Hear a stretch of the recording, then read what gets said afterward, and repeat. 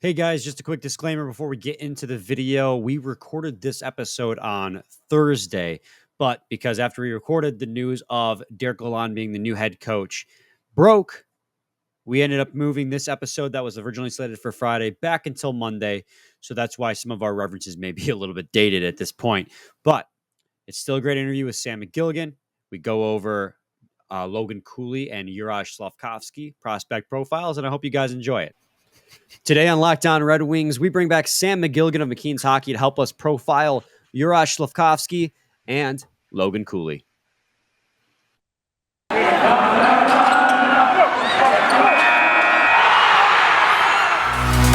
You're Locked On Red Wings, your daily podcast on the Detroit Red Wings, part of the Locked On Podcast Network, your team every day.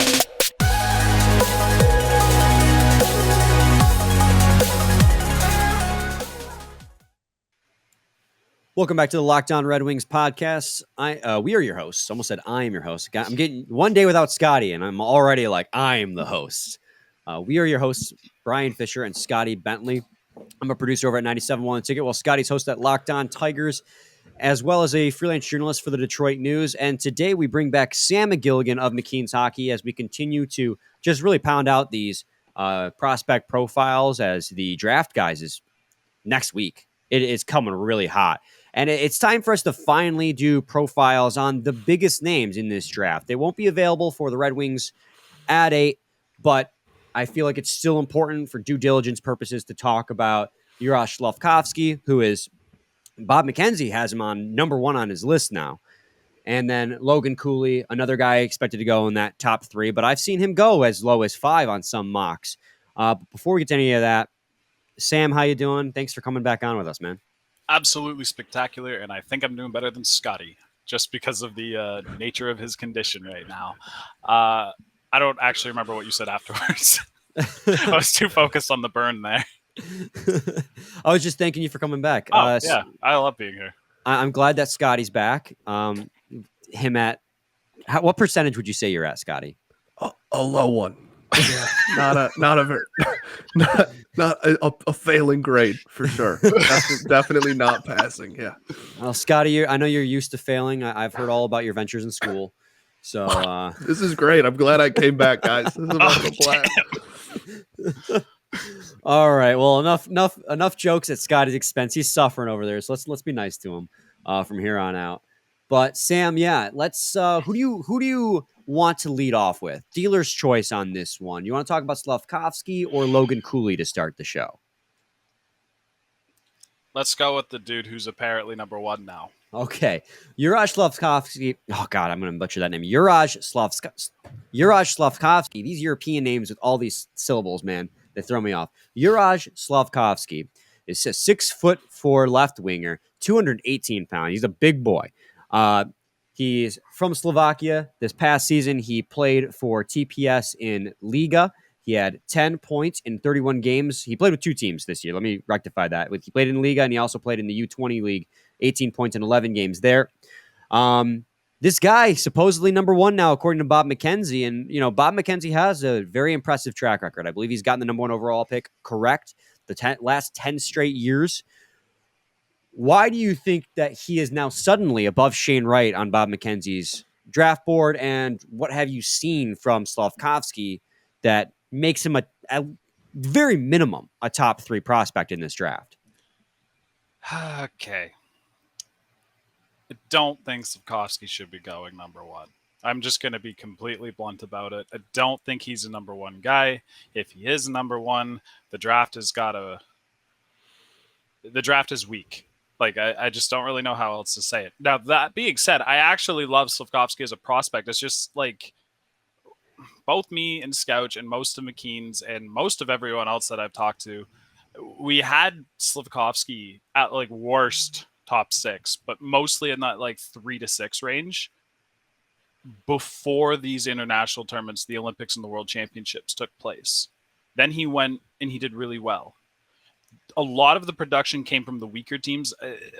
Some people will take that as it was all cheap points that don't count. Other people will just be like, oh, look, Olympic, good performance. He did well. Therefore, he's very good at when it counts, this type of stuff. I don't really know. I don't know if anyone's right about that because it's kind of just too hard to tell. That's the problem with small sample tournaments. But the season he had in Liga is not a first overall season. There's a reason why the production wasn't all there, even though he's a better player than the production indicated. And his second half, especially his stretch at the end of the season, was way better than his beginning. This just comes back, the way I see it, to the hypothetical ceiling thing of he's huge, he's skilled, he's mobile, and he can shoot. Therefore, he has all of the tools to be a superstar, so he can be. And that kind of misses this huge fun disconnect between what I was watching in his games, because there is not a superstar level distributor there. He still doesn't read play well enough to manipulate defenders outside of valuable lanes, time his passes through those lanes, be deceptive on the pass itself, so other defenders don't know what to go on, what he's trying to do there. Not that any of this is a huge problem, because he's still a great passer. Like, in terms of short passing game and keeping possession, he's a monster. Actually, he's a freak of nature. It's his best trait, and it's why so many people adored him beforehand. He's a great shooter. This whole thing that he's the goal scorer, I remember that was one of the quotes from Bob McKenzie's thing, that he's the goal scorer. It's I think I could come up with a pretty strong argument that Shane Wright is a decisively better goal scorer, both in terms of shot and actually, getting to the shooting areas, and then, also putting it in the net. Every asset, I feel goes in Wright's favor. He's going to be a net front menace. He's a possession monster. I've joked about this before just because it's such a stupid phrase, but I was watching a game of his with a couple other scouts in a group watch thing, and he was I think it was a World Junior game, and he had 3 guys pressuring him as a puck carrier in the corner. And he played a game of, I don't know how else to phrase, other than magnet ass or ass magnet, where everybody who came behind him or came to pressure him in any way got caught with a perfectly timed pivot to protect the puck with both reach and his just body positioning. And no one could do shit about it. It didn't matter what way they came in. He was just always skating around them. They could never get around them. He's just he was a menace. And those things are all extremely desirable traits for an NHL coach. He is without a doubt going to be an NHL player. He's going to be a good NHL player. I would be ecstatic to have him in this draft, just not at first. I don't even think at second. So, well, my follow-up question would be, so he had a decent season in Liga, 10 points in 31 games, playing in a men's league as an 18-year-old is still pretty impressive. But when he got to the international play, he flourished. And you're playing with now the best of the best, hypothetically, right? You're going to the Olympics, so you're playing with the best of everyone. You're going, obviously the NHL didn't go, but then you're going to the World Championship, and I know, that didn't, you're going to the World Championship and you're playing with the best in your age group. And he had 7 games, 7 goals in the Olympics. And then World Championship, he had 3 goals, 6 assists for 9 points in 8 games. Why was he excelling so much in the international stage? Whereas in the Liga, in his own league, it was more moderate distribution of points. I was just writing something about this quite literally before the show started. Not about Slafkovsky, but just in general for the rankings piece I'm doing. Players sometimes have big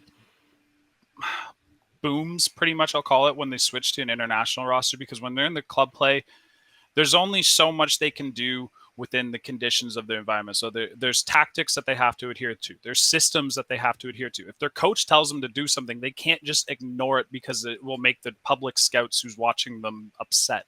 There's limits to their game. And also, good coaches put them in strengthened positions as well. It's why some people struggle when going international.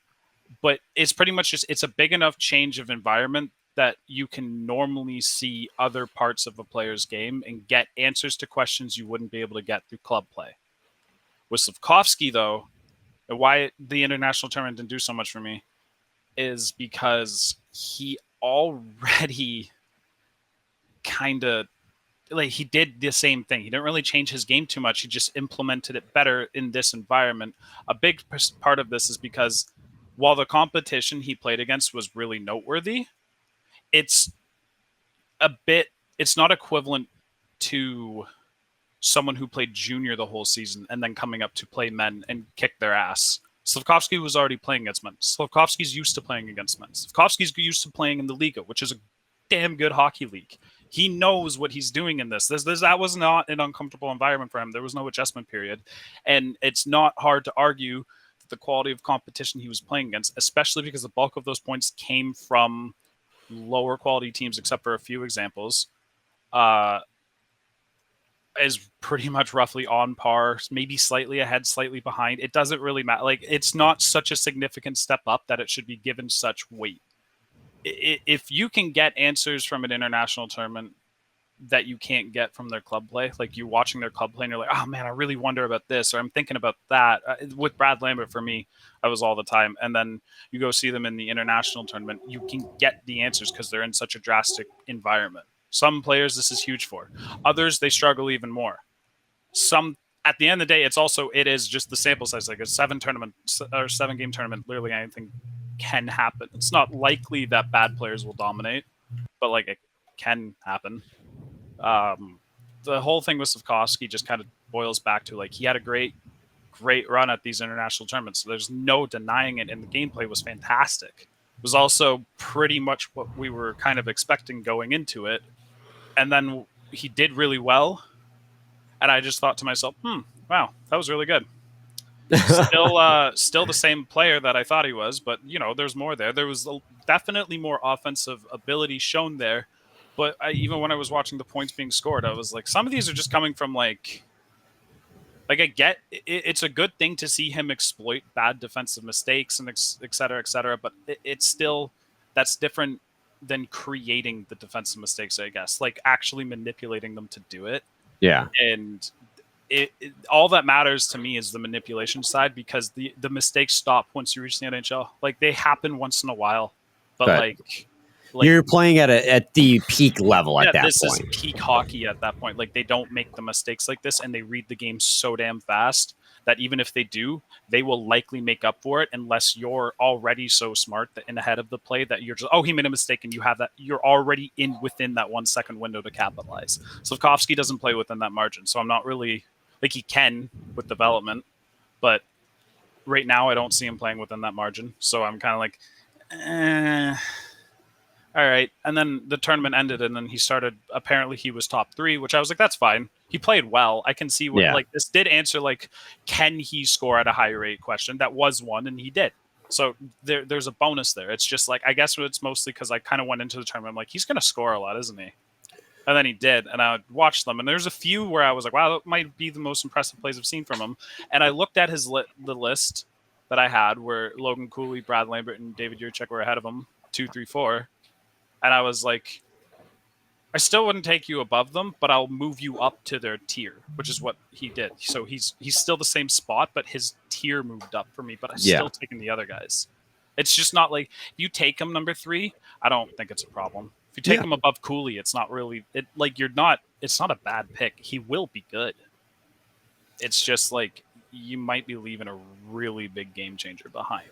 Well, that's completely fair. And, if you go to betonline.net, you can get your odds on who's going to go first overall. And they got some pretty good odds. So make sure you go to betonline.net. They're your number one source for all your betting needs and sports info. Find all the latest sports developments, league reviews, and news, including this year's NHL playoffs and Major League Baseball. BetOnline is your continued source for all your sports wagering information, including live betting, esports, and scores. And BetOnline.net remains the best spot for all your sports, scores, podcasts, and news this season. BetOnline.net is your fastest and easiest way to check in on all your favorite sports and events, including MMA, boxing, and golf. Head to the website today or use your mobile device to learn more about the trends and action. BetOnline, where the game starts. That was pretty slick of me, I got to say. I think that was pretty slick. Oh, my God. Segment 2, Locked On Red Wings podcast. We have Sam McGilligan of McKeen's Hockey with us today, as we're doing a breakdown on Juraj Slafkovsky and Logan Cooley, who are presumably top 5 picks, maybe even top 3, or depending on who you listen to, number 1 overall. Scotty, before we talk about Logan Cooley, do you have any questions about Juraj Slafkovsky? I think I think my biggest thing was just like with the when you look at all the rankings, he seems at the moment to be just like a slam dunk to go around 3 outside of McKeen's, obviously. And you mentioned like a tier, or like what tier is he in, kind of thing. Do you think that everybody else has him almost in a tier of his own, where it's like it's right at the top, or like maybe he's second tier with him and Cooley? Like where is what other players in the class is your tier? Do you put him in, and what how does that compare to maybe other people you've seen, I guess? Okay, I get what you're asking. So I don't think anybody is in a tier of their own anymore. Like, I remember hearing little whispers earlier in the year about people being disappointed when Shane Wright, like NHL side, being disappointed in Shane Wright by like December, January. And I kind of dismissed it. I was just like, yeah, it's whatever. Like, there's individual scouts will think whatever. That's like, the NHL's a ton of scouts. There's going to be so many different opinions regardless that like, it's hard to make a definitive statement. But the idea that the gap was closing behind the people challenging him was happening all year. Like it was happening. And I think there were scouts come springtime that had already moved him lower than number 1. I don't know if it was Cooley ahead of them. I don't know if it was already Slafkovsky. I don't know if it's some random other player that we're not talking about. I don't think Slav has entered a tier of his own. I know Bob McKenzie said that in his poll, what he does is he talks to 10 NHL scouts who have, good reputation, good standing, and a good idea of how the draft is going to unfold. And they give their list and it becomes an aggregate. And the Slafkovsky had 5 first place votes versus Wright's 4. McKenzie then went on to say that if he played, or if he did 10 other scouts, it could turn out the other way. 5-4 for Wright's favor. Like, it's such a thin margin. And I think that is pretty much the way it's operating. I also think in this specific case, it doesn't, what the other NHL scouts around the league think doesn't really matter. People keep looking back at this, like the Nico Hischier, Nolan Patrick one, where Patrick was number 1 all year, and then Hischier came at the end and took it. But like, Patrick and Hischier were very clearly tiers apart in terms of play, and Patrick was almost all like, oh, well, he's been injured. He's been like, the whole season's been kind of a wash, but we knew how good he was coming into it, versus Hischier just coming and having a better season than people were expecting Patrick to have anyway. So it was a debate, but it wasn't a debate because most of the NHL had already lowered Patrick long before. Wright isn't reached that level. Like, Wright is still looked at first for a lot of them, second at worst, I'll say third maybe, but I don't think anyone's really in a tier of their own, which is why this can be so open. So it really just kind of comes down to Montreal's preference, which this could be the first draft in like 15 years where it really is up to the preference of the team picking at number 1, and you can't figure out how it's going to go based on just polling NHL scouts. Because they all like Hischier more than Patrick, whereas now it's like... I talked about this with Tony on, was it Wednesday's episode now, about how it just always seems like, in my opinion, and I feel like it's a majority opinion, that centers hold more value. Because you draft a center, he doesn't work out center, you can move him to wing. But if you draft a wing and he doesn't work out a wing, you can't move him to center. So, and there's 2 centers in this top 3, in Shane Wright and Logan Cooley here. And so if the margin is so slim that it comes down to personal preference, I still would find it hard to, and again, like if Slafkovsky turns out to be a 40 goal scorer, you're happy you got a 40 goal scorer. But centers, in my opinion, seem to be just more dynamic players. Like, they have the potential to be more dynamic players for you on the ice, higher impact players. And Logan Cooley, he's only 5'10", 181 pounds. And in today's NHL, people want your players to be over 6 foot, but you can find success, at 5'10" in today's NHL still. And we've seen that this year with Johnny Gaudreau being under 6 foot, but again, he's a winger. Logan Cooley is a guy who's supposed to go top 3 as well. And it's like you said, the margin is so slim. He could go 1, 2, he could go 3. This year with the United States Developmental Program, with the national team, he had 75 points in 51 games played. With the juniors team in the USHL, he had 36 points in 24 games, scoring at a very impressive clip, playing for the developmental program. How much? So here's the thing that I've always struggled with, Sam, and I guess this is kind of the first question I want to ask is, how much stock can you put into the developmental program? Because it's hard. A ton. Okay. A ton. They are very good at what they do. These kids are coming out better and better.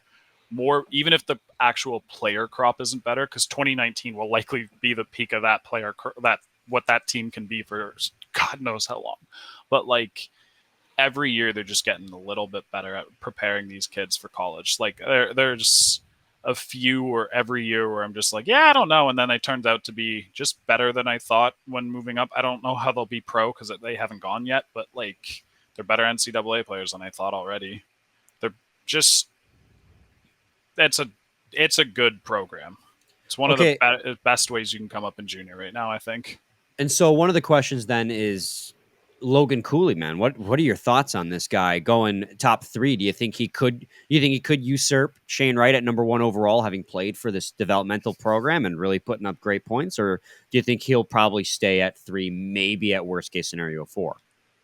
He is my exact number 2 and the only dude in a tier with Shane Wright. And it's like a 1A, 1B thing. He's to the point where I would not recommend taking Cooley over Wright if I was sitting at a draft table with Montreal right now. But like if Montreal was really going like, hey, but we really want Cooley, it wouldn't take long for me to just be like, all right, if we're doing Cooley, we're doing Cooley. I'm fine with it. Let's figure out like, how we're going to develop this shit. And, let's make sure it doesn't bite us in the ass. But like I'm on board with it. The talent level Cooley has is insane. And the more and more, I was actually just writing about both these guys this morning. Good. We got you where you're fresh in your mind. Yeah, really. The thing with Cooley that's got me is like, I just kind of feel like some of the things I've seen are a little nitpicky. It's not that I disagree with what the people are writing about him. It's just like, why is it a big deal, I guess? Like, here's the thing with Logan Cooley that probably stunted his ascension to challenge Wright early in the year is he was probably objectively the best prospect for the first few months of the season. Like he was insane. I actually had a really low sample coming into the year on Cooley and I was a little late to start the year anyways. So when I finally watched him, like he wasn't really even in my top 10 just because I didn't realize what type of player he was. And I saw the praise he was getting. So he was one of the first I started with. And I was like, holy shit, this dude is amazing.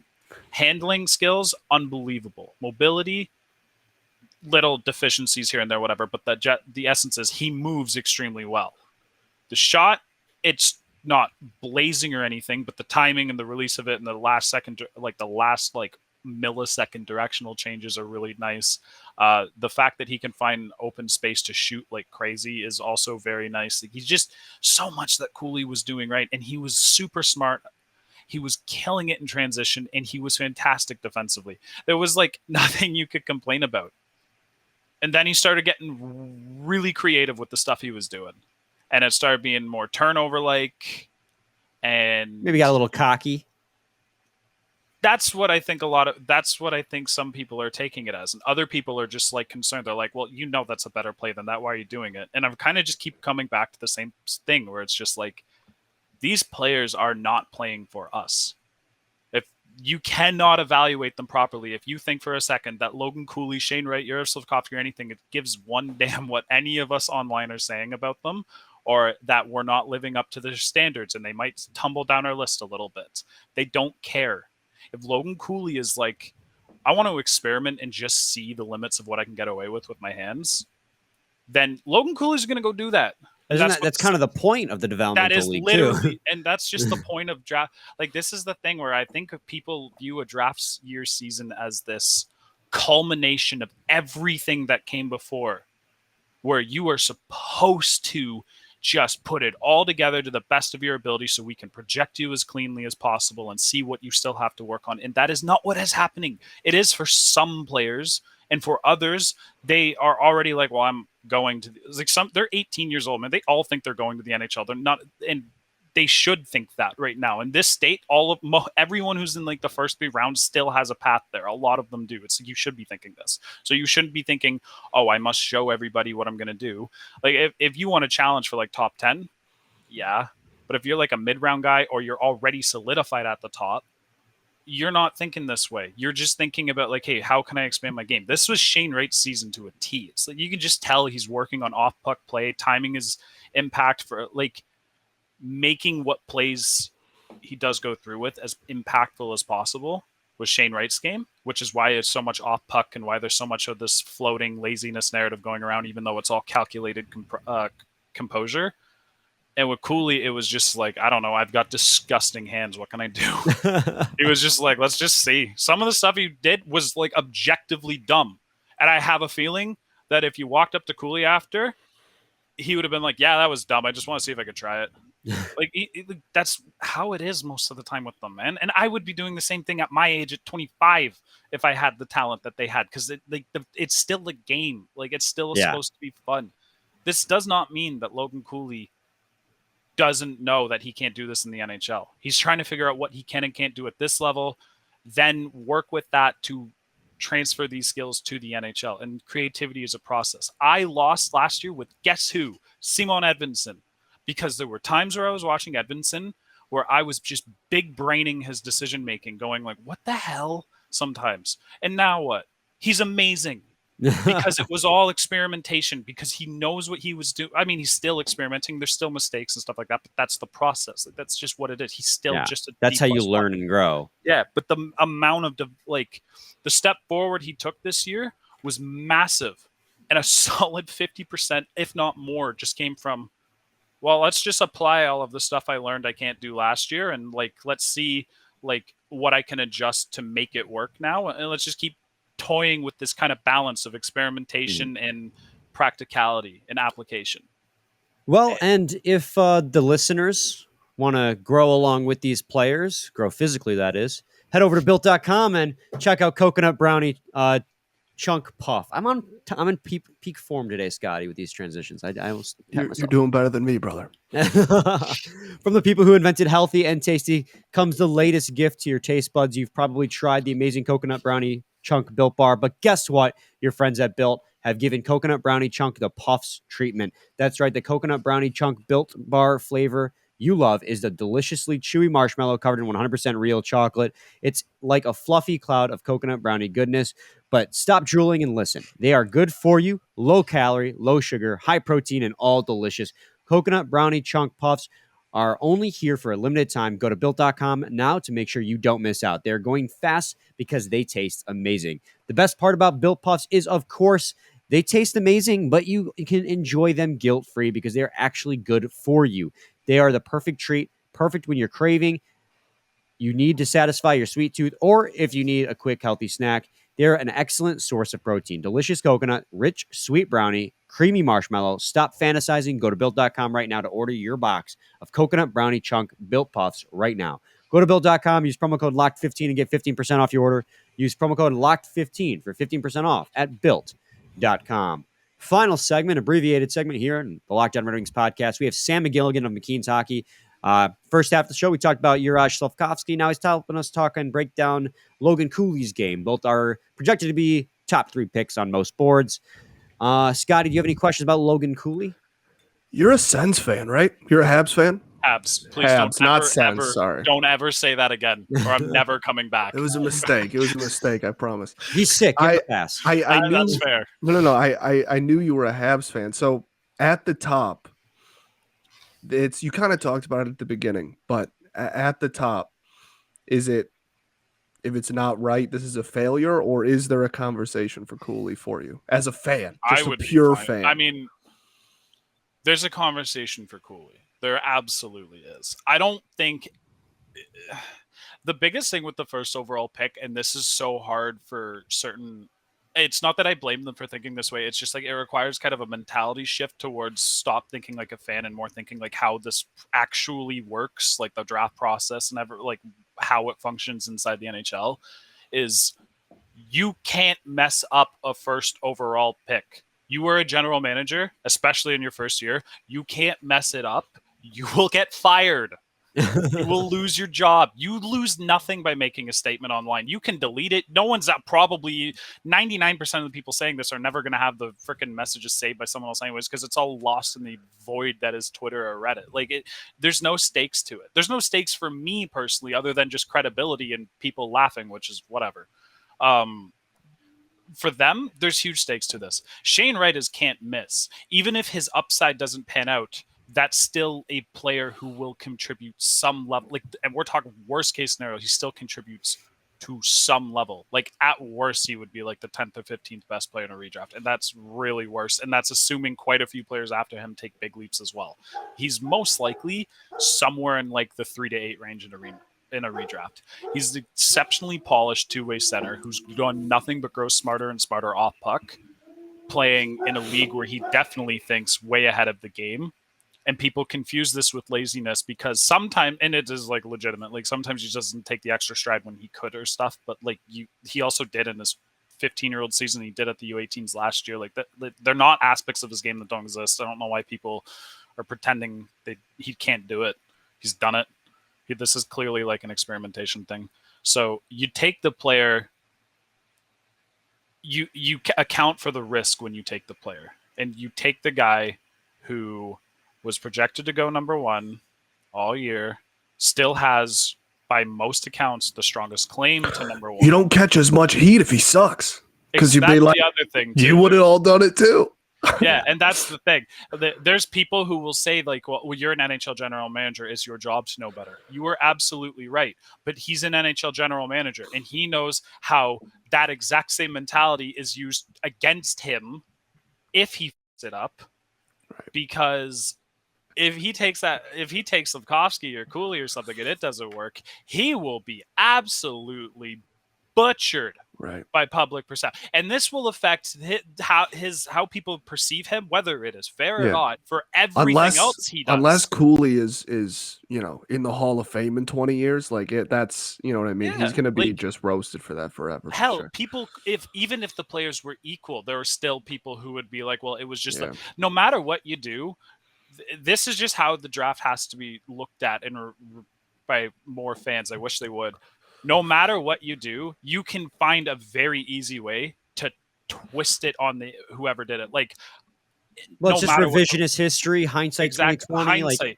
Hindsight does nothing in the draft. Like, look at the 2020 draft. I mean, the Red Wings were the worst team in hockey. Should have gotten the number 1 overall pick. Should have gotten Lafreniere. They didn't. They ended up with Lucas Raymond.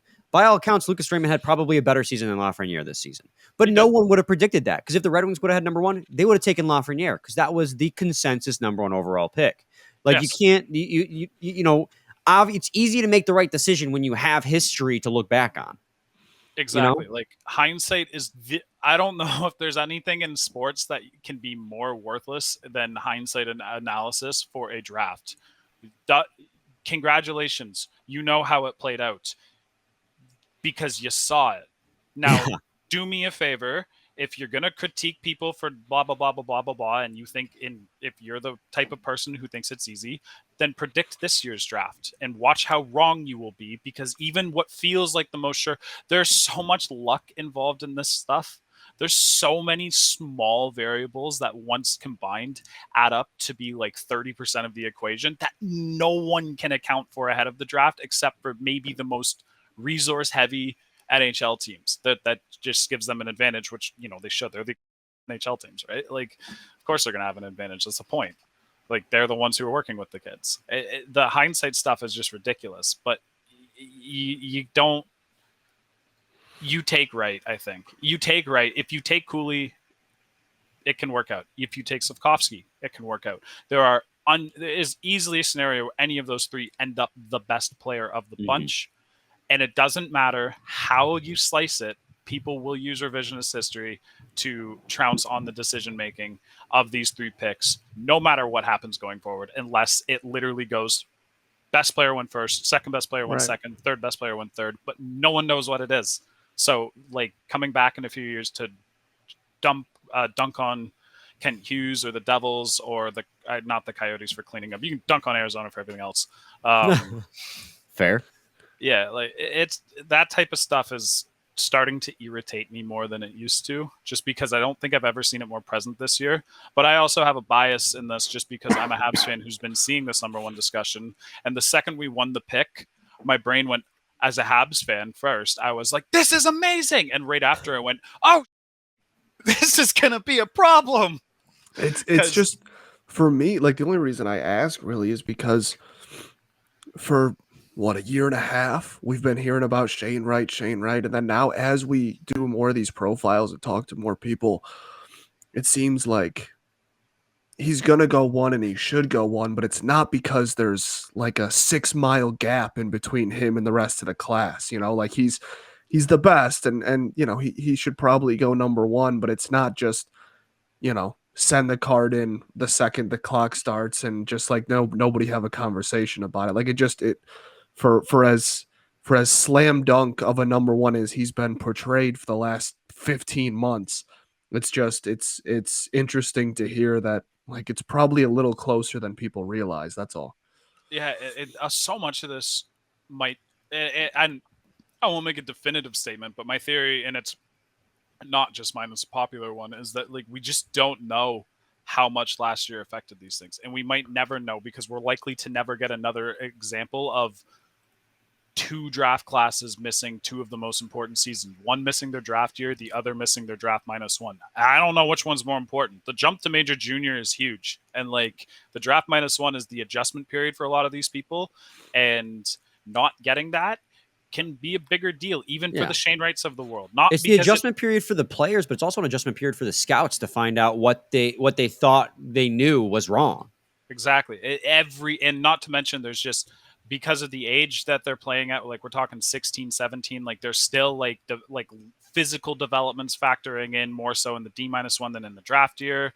And then in the draft year, it becomes easier to project the physical developments that will be happening after the draft. Like all of this ends up being pieces of the puzzle, and we have no idea how it affected any of them. And we likely won't have tangible evidence of this unless Pandemic 2.0 comes and does it again. And even then it would need to line up perfectly and have like 10 years down the line, we'd be able to say, okay, 22 ended up being screwed more than 21 because D-1 was clearly more important than draft year. And that happened in Pandemic 2.0 in 2030 or whatever. God, I hope I'm wrong about that.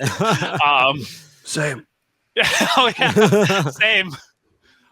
So I don't really know how to factor that into this to the point where in some way you almost can't factor it in because you just can't objectively measure some of this stuff. Like you might be able to, if you're talking to the players and asking them questions and doing game film with them and comparing their, D-2 to their draft year and this and that. But like that requires way more in-depth video sessions than you likely already have in the development process. It requires having a team that's already thinking like this, which a lot of teams might just not and be like, screw it. You're like, there's a bug. A lot of teams would be like, yeah, screw it. You're already like this right now. Let bygones be bygones. It is what it is. Let's just work going forward. Like it's so much of this is just like impossible to measure. So like it becomes conjecture, which is why this draft class is such a, you know what? The word is disaster, not for the actual player quality, although it didn't live up to the expectation, but in terms of like actually trying to scout this and process this. And then every time you then have to be like, oh, well, wait, what was the D-1 like? Like every time I write a piece this year, and a lot of the ones I started didn't end up coming out because just whatever reasons, but I would write something about their preseason expectations because that always factors into the narrative of a season, whether it should or shouldn't. And that a lot of those preseason expectations are built mostly around the D-1. And then half of them, I'm just like, yeah, and he didn't really have one. So like, I don't know where he's coming from. Like, who knows what Ty Nelson went first overall in the 2020 OHL draft. And he has completely slipped out of first round status by almost everybody. And I am a Ty Nelson fan, but I don't like what I saw this year. And I'm worried about how it affects him going forward. And I kind of do wonder if like the D-1 is the difference maker there. Like, if this is his season last year, I'm not as concerned. I mean, he doesn't come into the season with his high expectations, but he's got a better chance of fixing everything. Yeah. Right. So like, it's so difficult. Yeah.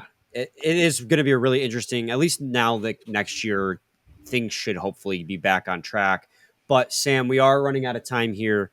Want to thank you so much for coming on and talking to us about Juraj Slafkovsky and Logan Cooley and a little bit of Shane Wright at the end as well. Where can people find your work? What's your Twitter? All that good stuff. Twitter is Sam_McGilligan. And this time I remembered the underscore. I have my rankings that will be coming out in 2 or 3 days. I don't know which one of them. They're extremely detailed. I've been working on this for way too long. That's coming out on sammcgilligan.substack.com, but it's probably easier to just follow me on Twitter because it will be spammed. Fair. And you could also follow McKeen's Hockey, because we do a lot of our work through McKeen's, especially next year. There's going to be a lot of stuff coming from McKeen's next year. We're dialing it up a significant amount.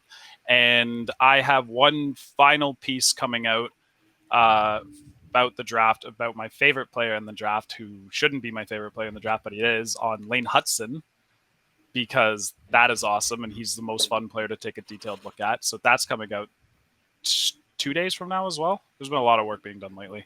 And after the draft, I'm actually going to be doing a big project that accounts for Wright, Slafkovsky, and Cooley exactly like this, but in way more detail with video and the like. It's probably going to be the biggest thing I've ever worked on. Take me forever, but it will be coming out.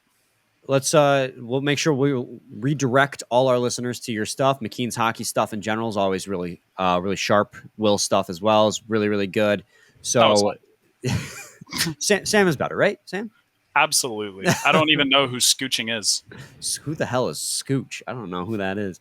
But yeah, seriously, thank you so much for coming on and talking to us today about Cooley and Slafkovsky. Scotty and I will be back next week. We're trying to figure out the logistics of Monday because I have to work the Machine Gun Kelly concert on Sunday, but we're going to try and get you an episode on Monday. If not, Tuesday for sure. But same time, same place. It's your team every day except for maybe Monday. Who knows yet? Every day. Every day.